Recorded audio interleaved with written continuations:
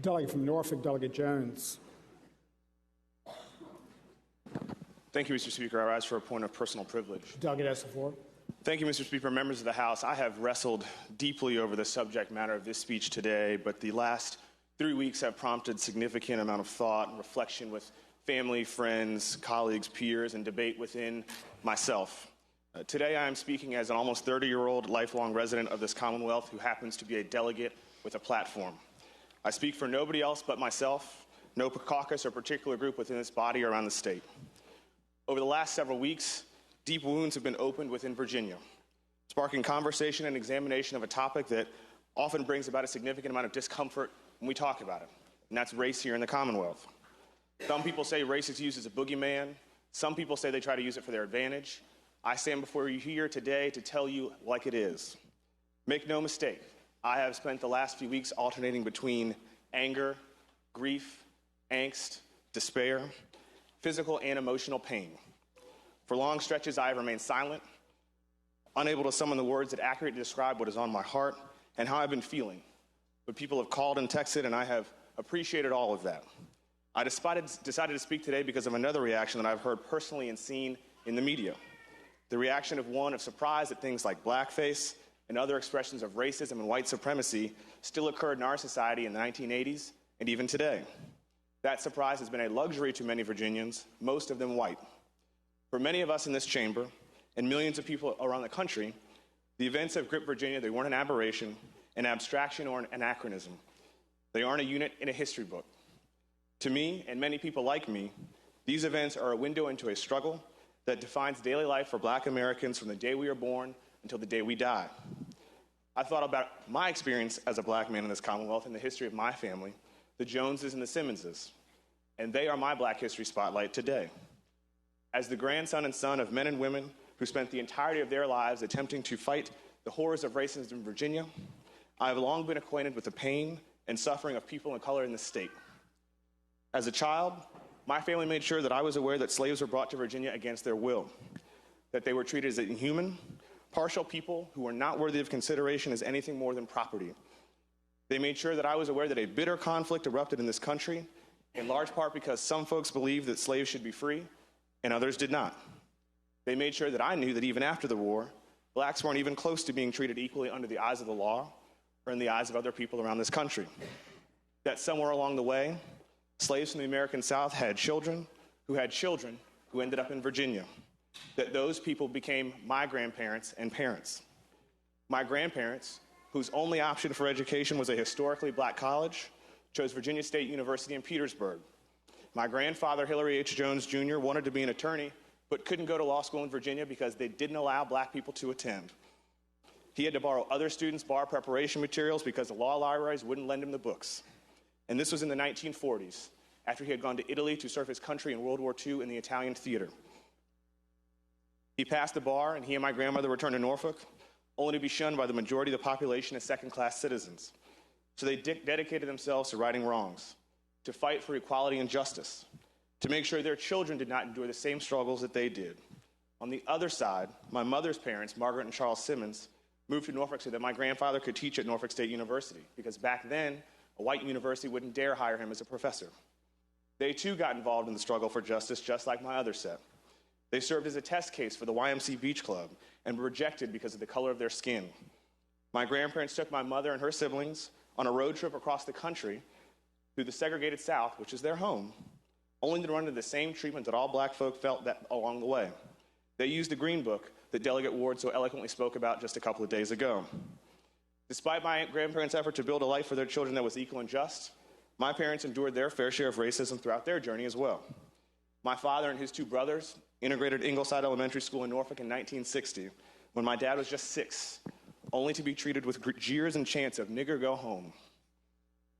20 years ago on this very same floor, my father spoke against the placement of the Confederate flag on a license plate. He recalled seeing a cross burning as a child with the Confederate flag waving alongside of it. Some of the members in this chamber today were there and felt the searing pain and raw emotion that my father felt on that day in 1960. He was just a young boy filled with fear and all that burning cross connotated. To him and others, these symbols mean hate and vitriolic racism. I remember vividly the hate mail that we received at our home for months afterwards after that speech. But my family's history of fighting civil rights or enduring racism isn't particularly unique. I share it because it illustrates the central point I hope to make today. It is part of Virginia's history, whether we like it or not. And it is certainly part of our Black history that I believe must be shared. For people like me, the dark history of Virginia and the fight to change it are not confined to history books or remembrances around Martin Luther King Jr.'s birthday. That struggle is personal and intimate to me and my family as my grandmother's recipe for succotash or my father's love of jazz music. And despite generations of suffering and sacrifice, my own life has been impacted by the overt and covert racism that has haunted us for hundreds of years. And it wasn't always the racism that was thrown in my face, but it was also the casual racism, the subtle comments, the jokes from white acquaintances who had the luxury of thinking about race as fodder for humor. Indeed, I carried with me to this day a memory associated with this hallowed body. I recall a moment from my childhood at a General Assembly retreat with both Democrats and Republicans in attendance. And I was playing with other children of legislators. As we played, our group was approached by another legislative significant other who looked at me and then told her little girl, "Don't play with him because he's Black."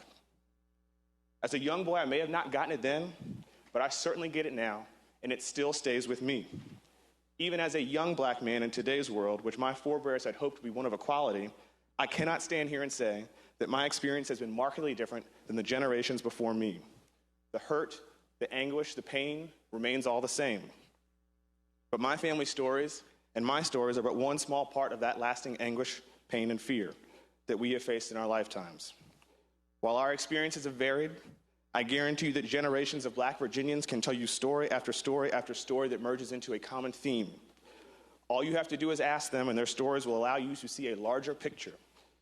That history and experience brings us to the current moment in the Commonwealth. I know we are all struggling together to grapple with the events of the past few weeks and what we say about who we are as leaders in Virginia. But the picture isn't of one Virginia, it is of two Virginias, a white Virginia and a Black Virginia, existing in parallel along the same arc of history, frequently intersecting, but never running together as one. Two different experiences, born from the same beginning 400 years ago, and still never merged into one shared history. The white Virginia that's had its privilege to never deal with being treated as second-class citizens in public or had to face institutional and cultural barriers that are higher than any wall that one could imagine. The Black Virginia that is acknowledged when convenient, that is viewed as monolithic, with one Black experience of poverty and lack of drive, who has suffered painful and visceral wounds that are often papered over or paid attention to for a couple of moments and then forgotten. The white Virginia that perpetuated segregation, massive resistance, the glorification of the Confederacy via monuments and flags in public spaces, and other mechanisms which consciously or unconsciously attempted to demonstrate its power over Black Virginians. The Black Virginia that is still oppressed by the vestiges of Jim Crow in our legal system, that fears law enforcement, is mocked in yearbook photos year after year after year, and looks skeptically at white Virginia because of generations past. I was born in 1989, just 8 months before the election of L. Douglas Wilder as our first Black governor. The first Black governor elected in this country. The grandson of slaves, this was supposed to be a watershed moment for our Commonwealth. One would have thought, and many would have hoped, that this election would have ushered in a state in Virginia that was not Black or white, but one Virginia, a united Commonwealth. However, it seems we haven't come far enough to understand the hurt and the pain and the effect of those who grew up in the shadow of separate but equal. 30 years on, throughout the duration of my life, we are still struggling mightily with race here in this state. Now, let me be abundantly clear. Black Virginia and white Virginia have no specific political party. These two Virginias have coexisted in inequality for 4 centuries, but we may now finally be reaching a tipping point. The lasting wounds of the two parallel journeys have been reopened, and now we as Virginians have a choice to give these deep-seated issues the attention of a news cycle and suppress our differences yet again, or to address these long-standing issues head-on and make real progress towards healing and reconciliation between Black and white Virginia. I believe deeply in my bones that we can walk together shoulder to shoulder for the good of this Commonwealth, but it will take a desire to address that which is uncomfortable and every ounce of compassion and understanding that we can summon from within ourselves. In Dr. Martin Luther King's letter from a Birmingham jail, he wrote that we are caught in an inescapable network of mutuality, tied in a single garment of destiny. Whatever affects one directly affects all indirectly. It is time for us as Virginians to recognize that we are now part of that single garment of destiny, whether we like it or not. We now have a chance to confront our demons head on and to realize that we are inextricably linked as one. We can try to connect white Virginia and black Virginia once and for all to acknowledge, confront, and understand each other's paths. No longer can we paper over our differences. For years, we have opted for Band-Aids when we have needed stitches. This is our shared Virginia journey that we can march on together. The arcs to this point have been different and must be acknowledged as such.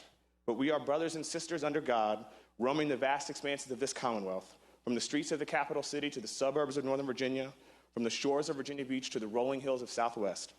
We must understand that our path towards healing and reconciliation starts with us, as leaders of this state, the people who folks look to for guidance and leadership. That our words cannot ring empty with Black Virginia, that our deeds and aims in this body as policymakers must be reflected in our actions and our ideals. It is my firm belief that once we accept that responsibility, we can begin to heal and reconcile with one another, to bring these Virginias together onto the same track, onto that shared journey that embodies Dr. King's words in his letter. We have a choice to ignore what has happened and paper it over, or to face our challenges head on, acknowledge our incredibly different history with race in this state, and vow to move forward together. A failure to address this chasm between black and white Virginia is the acceptance of the status quo, a Virginia that is divided through race, whether overt or covert, that leads to further pain, hurt, and despair in this state that we all love. Now, I do not stand here this morning to chastise or criticize the actions of every man or woman who has acted foolishly or maliciously even decades ago. Insensitivity to others means that I must believe in second chances and forgiveness. And that's why my family and my faith have always taught me. I feel strongly that the cure for the cancer of racism and discrimination is not gradualism. The need for change and justice is urgent and immediate. And the burden is on all of us to end the scourge of racism once and for all. I have internalized the struggle that my family has suffered for generations, just as every other Black Virginian has struggled as well. And I feel compelled to insert myself into this conversation so that I might be able to make a lasting difference in our state that has been moving in separate directions for far too long.